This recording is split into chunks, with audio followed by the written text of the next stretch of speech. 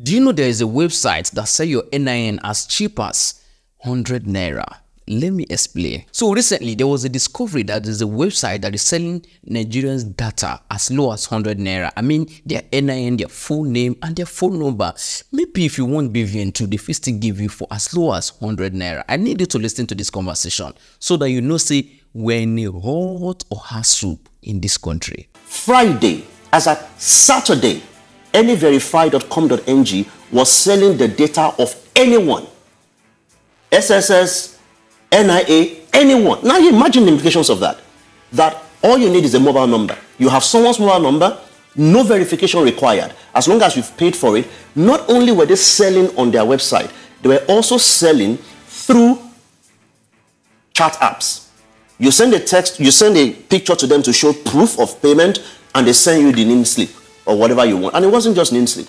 It was NIN slip, passport information, driver's license, and much more. This is wild. Like, you are mentioning so many things that it's leaving us quite in shock, and it paints a picture of what happens when there's been a data breach. I mean, there's also the aspect of people being able to have access to your bank account and, you know, taking your money. We've struggled with that for years, but if this continues, it might go up a notch. What's the way forward? First thing that needs to happen is for NIMC to stop being an ostrich. Stop hiding your head in the sand. Everyone who needs to know knows already that you want to save face. And it's fine to save face. You know, maybe to look like, oh, nothing happened. But even if NIMC refuses to do that, then it is absolutely important for the Data Protection Commission to do its own job. Because right now, NDPC is beginning to look like, you know, like a toy in the hands of everyone. If it was someone else who breached data, NDPC will be backing. But right now, it's NIMC, a sister agency, and they are patting them on the wrist. NDPC will likely release, I hope not, will likely release a press statement to say we will train more people. It's not about training.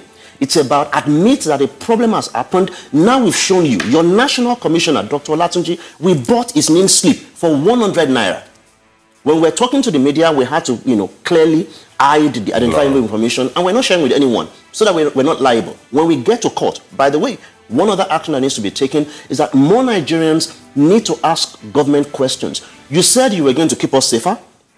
We should give you all of our data. And we took a risk. Remember, COVID was on when the deadline was on by ex-minister Pantami. And people risked their lives to give this data to government. And unfortunately, that data is now available in the hands of criminals. All right. Let's hold that thought. We'll go on a very quick break. When we come back, we'll talk some more about this. Welcome back. Now, before we went on the break, we're looking at the implication of the latest data breach of Nigerians. And we have with us the Executive Director of Paradigm Initiative, Gbenga Sesan. Thank you very much for joining us. Thank you. So before we went on that break, we were talking about what the next steps are regarding this data breach. NIMC has denied. You said they should stop applying the ostrich in the sand approach. So what are the next steps?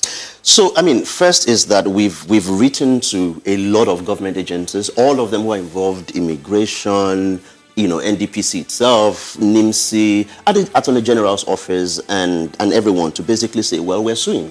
Because ideally, you need to give them, you know, notice. This is funny, by the way. You have to give them notice. We're going to sue you. We're going to sue you for this, and this is what we found. And we've done that. And so the suit continues. The lawsuit continues. And this we're doing because somebody... this is not the first time, by the way, we're suing. You know, we've sued before, and NIMC at the time used, you know, magic of there's a new policy to win the case. And the judge was very emphatic. To say at the time, the judge said, make sure you secure this database. Because don't forget, the judges who will hear this case, maybe their NIN slips have been bought. Exactly. So when saying that you're suing now, what prayers are you asking the court? We're asking for a few things. Number one is that this is acknowledged as a problem. Number two is that this website and other websites, and many of these websites, by the way, have registration with the CAC. So you can be sure that these are entities that are legal, doing illegal work, which can easily be punished for it. We're asking for them to be severely punished so that my data, your data, everyone's data will not end up with this data abuse impunity. So after watching this video, what do you think? Don't you think they might have even sell your own data online and you don't know? All I just have to say is that Nigeria do not have data protection agency, or they're not even working. Our data is not safe online. Anyway, I can't say more than this. All I have to tell you is enjoy your weekend. Thank you.